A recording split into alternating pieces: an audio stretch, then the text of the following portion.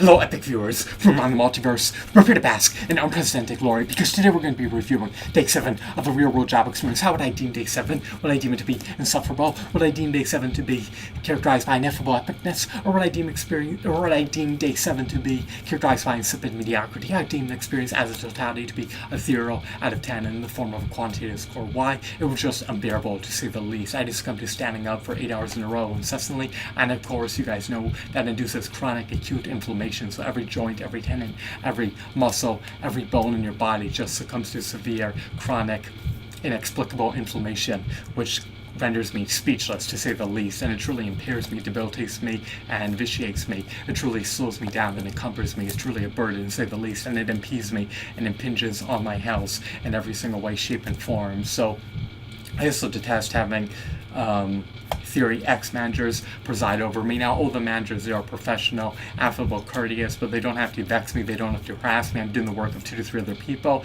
I'm also succumbing to the drudgery of working the night shift, which is almost unbearable because that encroaches on my circadian rhythm and that mucks up my sleep schedule. So now that's going to further truncate my lifespan and increase my mortality rate and shorten my telomeres and ravage my DNA. It's just unhealthy. We're only meant to eat and sleep, and I can't gorge when I do work a job, and I can't sleep amid working a job. So unfortunately my slumber has been disturbed, and I'm lucky if I get anywhere from 2 to 3 hours of sleep a night, if that.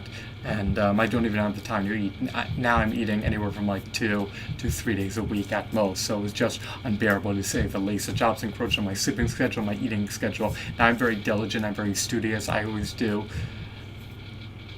a stellar job with my work, but if I make one little faux pas, if I make one little blunder or oversight, and if I make a marginal negligible mistake, I haven't made any major faux pas, then the manager will vex me, harass me, and he'll micromanage every little thing I do. There's no need for him to be OCD and punctiliar about every little thing. Employees should be left to their own devices. That way they can optimize their productivity. But if they're constantly vexed, harassed, berated, demeaned, disparaged, it doesn't achieve anything productive. There's no reason why they should be castigated, chastised, scourged. They should just be left alone. If someone makes a minor blunder, it's no big deal. You could just pinpoint it and leave it alone, or you could just leave it alone because the customer won't even notice at the end of the day, and they'll still wind up buying the product. So the results are the same. If the final outcome, if the bottom line is the same, irrespective of whether the minor faux pas is made or not, then it shouldn't be discussed. It should just be neglected, to say the least. So there was something else I wanted to notify you guys of. Oh yeah, the labor is rudimentary, menial, and mind-numbingly boring. Now I'm highly overqualified for this job. To get a job that I'm qualified to perform would be extremely arduous and cumbersome at this juncture, because not only do I need to further ramp up my credentials so that I have more than the bare minimum qualifications to get a job that I'm qualified to perform that is significantly higher paying, but the jobs that are offered in that field are far and few. It's a niche, so anytime a job posting is solicited in that field, I need to apply for it promptly, but they'll likely get back to me in 2 to 3 months, if that. So the corporations, the institutions are slow. They take ample time to get back to your application, and they may not respond in kind. So I may need to pursue other side hustles, other endeavors to bolster my resume in every way, shape, and form, even if I have to succumb to unpaid labor, which is completely agonizing to ponder about, but it is what it is. My dissertation is published, and that's a boon, but I need to attain more publications. Conducting research studies, as you guys unequivocally know, is eminently expensive and highly time-consuming. It drains, it saps away all your precious, finite, sacrosanct time. But maybe if I could work with other doctors, then we could churn out publications and we could split the costs. That's how people in academia are able to attain such a lofty resume and such stellar credentials, to expedite the rate at which they can attain publications, they work with others, they collaborate with others, they collude with others to achieve their goals. So if I want to expedite everything, then I could work with a team, and responsibilities could be delegated amongst the team or amongst co-authors. I don't have to necessarily conduct the entire research study and write the entire article. There could be multiple authors per article, and that's the best way to do it, because that saves time, it saves money, it's more efficacious. And if you want to get your research study published in a peer-reviewed journal, then you're going to want multiple authors to be working on it. Why? Well, everyone could redact it, everyone can refine it, everyone could enhance and augment the research study. So you're using the collective brain power of multiple people rather than a single individual.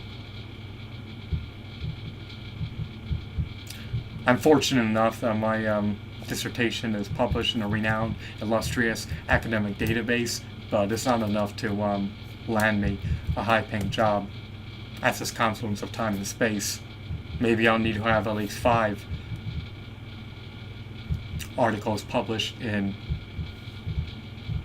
notorious peer-reviewed journals that are highly venerated and revered amongst academics.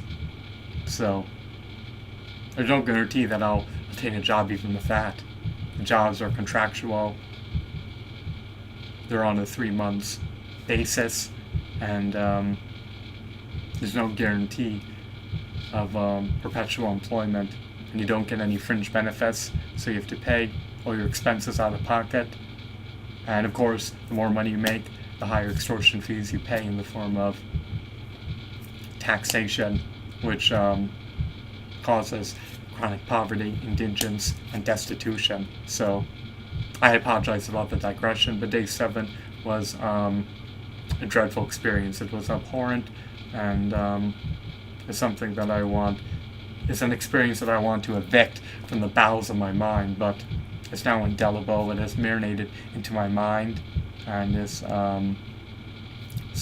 been solidified into my neurons, so I doubt that I'll forget it in the pending future, because it's taken a toll against my mental and physical health and has adversely impacted my spirit. My vessel's my subconscious mind, and my vessel's in pain, my consciousness is in pain. So it's a two-way street, and it's just an experience that I want to be able to forget in perpetuity, but I likely never be able to do so. So I hope that you found this video to be intriguing and enthralling. Have a wonderful, marvelous day. Goodbye.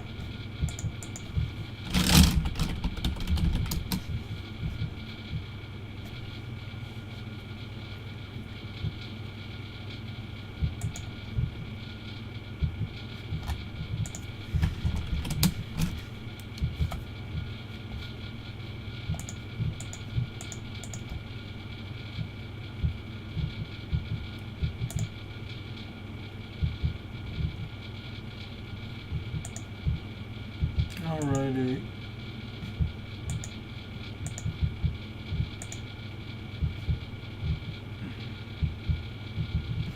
Let's check Twitch. Damn, that was a mouthful.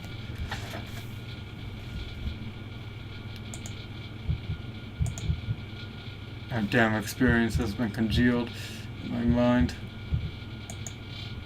Yeah, the next video will be getting my way to Optimal House. I'm gonna take some vitamin D3 liquid from a plant-based source. This is expensive. This little bottle is almost $20. I gotta get another one. It's almost depleted. This is fat soluble, so if you have a vitamin D3 deficiency, it wouldn't really matter if you took a copious amount of this. And this is further oxidizing, so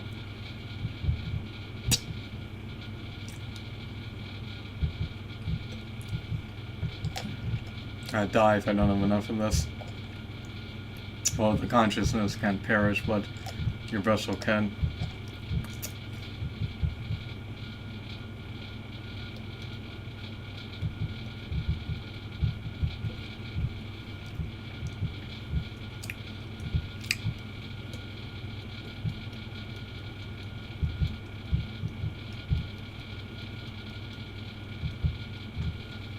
I'm trying to salvage every last drop.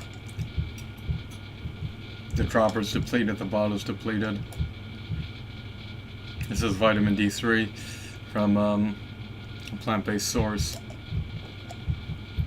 And it's perfectly safe to have, in stark contrast to vitamin D3 from animal-based sources, which is deadly to consume.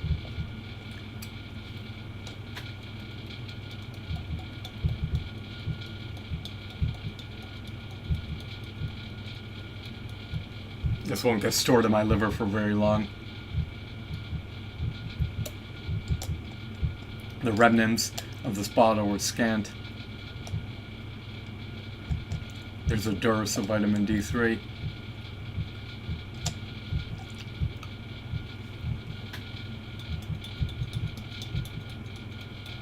Sucks. I'm all out.